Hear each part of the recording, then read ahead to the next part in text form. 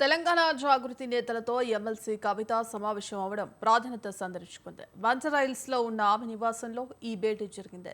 నిన్న కవితను కేసీఆర్ దూతలు దామోదర్ రావు, గండ్ర మోహన్ రావు కలిసి దాదాపు 3 గంటల పాటు చర్చించడం, అనంతరం కవితతో బీఆర్ఎస్ అధినేత కేసీఆర్ మాట్లాడి బుజ్జగించడం వంటి పరిణామాలు చోటు చేసుకున్నాయి. ఈ నేపథ్యంలో జాగృతి నేతల సమావేశం ఆసక్తి రేపుతోంది. ఈ సమావేశంలో తాజా పరిణామాలు, జాగృతి తరపున చేపట్టే కార్యక్రమాలపై చర్చించినట్టు సమాచారం. ప్రస్తుత రాజకీయ, సామాజిక పరిణామాలతో పాటు తెలంగాణ జాగృతి సంస్థ భవిష్యత్తులో చేపట్టబోయే కార్యక్రమాల గురించి కూడా ఈ సమావేశంలో ప్రధానంగా చర్చించినట్లు తెలుస్తోంది. సంస్థ కార్యకలాపాలను మరింత విస్తృతం చేయడం, ప్రజలకు చేరువయ్యే నూతన కార్యక్రమాల రూపకల్పన వంటి అంశాలపై నేతలు తమ అభిప్రాయాలను పంచుకున్నట్లు సమాచారం.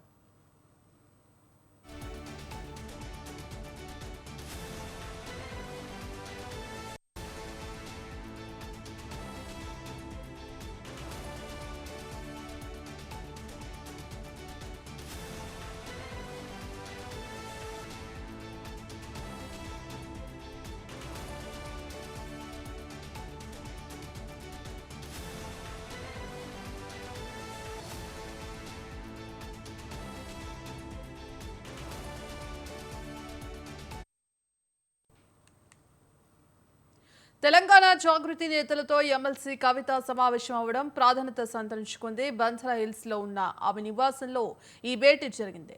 నిన్న కవితను కేసీఆర్ దూతలు దామోదర్ రావు, గండ్ర మోహన్ రావు కలిసి దాదాపు 3 గంటల పాటు చర్చించడం, అనంతరం కవితతో బీఆర్ఎస్ అధినేత కేసీఆర్ మాట్లాడి బుజ్జగించడం వంటి పరిణామాలు చోటు చేసుకున్నాయి. ఈ నేపథ్యంలో జాగృతి నేతల సమావేశం ఆసక్తి రేపుతోంది.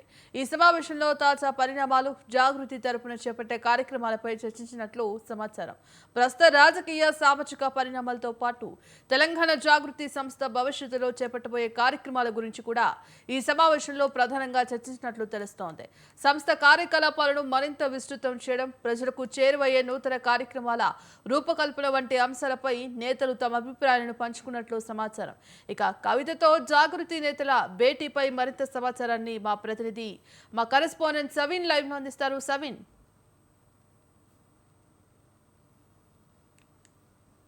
అయితే అమెరికా నుంచి కవిత తిరుగు ప్రయాణంలో శంషాబాద్ ఎయిర్పోర్ట్లో కామెంట్స్ చేశారు. ముఖ్యంగా తాను రాసిన లేఖ బయటకు రావడం, ఆ తర్వాత కేసీఆర్ మంచివారే, కేసీఆర్ చుట్టూ కొన్ని దెయ్యాలు ఉన్నాయంటూ బీఆర్ఎస్ పార్టీలో జరుగుతున్న రాజకీయ పరిణామాలపై ఎమ్మెల్సీ కవిత ఎప్పుడైతే కామెంట్స్ చేశారో ఆ కామెంట్స్ చుట్టూనే తెలంగాణ రాజకీయాలు నడుస్తున్నాయని చెప్పుకోవచ్చు. తాజాగా ఎమ్మెల్సీ కవిత నివాసంలో ఈరోజు సింగరేణి ప్రాంతానికి సంబంధించిన జాగృతి నేతలతో భేటీ అయ్యారు. ఆ సింగరేణి ప్రాంతానికి సంబంధించి 11 ఏరియాలు ఉన్నాయి.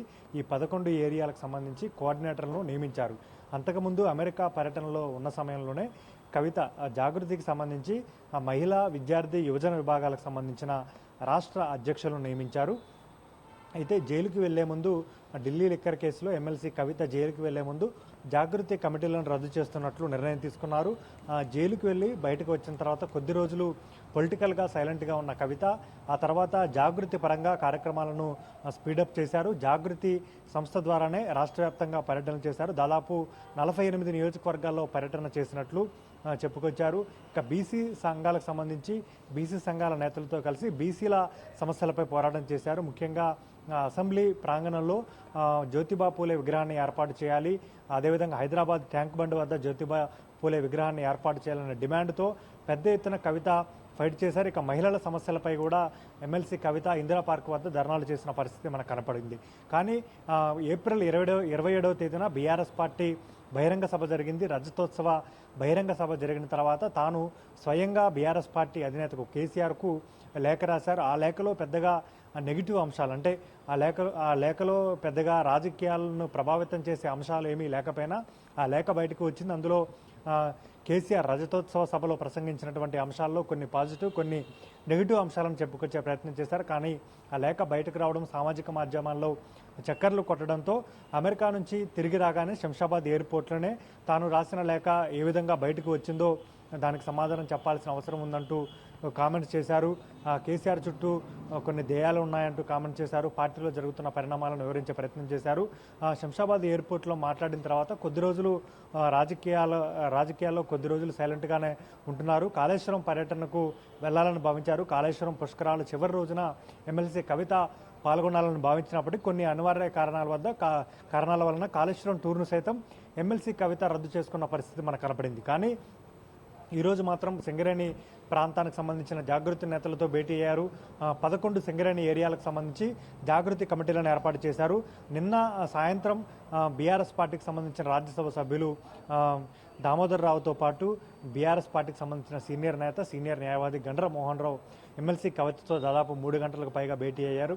అమెరికా నుంచి తిరిగి వచ్చిన క్రమంలో శంషాబాద్ ఎయిర్పోర్ట్లో బీఆర్ఎస్ పార్టీలో జరుగుతున్న రాజకీయ పరిణామాలు కావచ్చు, ఎమ్మెల్సీ కవిత ఎందుకు కామెంట్స్ చేయాల్సి వచ్చింది, అందుకు దారి తీసిన పరిణామాలపై కవితతో చర్చించినట్లుగా తెలుస్తోంది. కవితతో అన్ని విషయాలు మాట్లాడినట్లుగా తెలుస్తోంది. త్వరలోనే కేసీఆర్ను కలిసే అవకాశం ఉన్నట్లుగా కూడా ప్రచారం జరిగింది. మరోవైపు నిన్న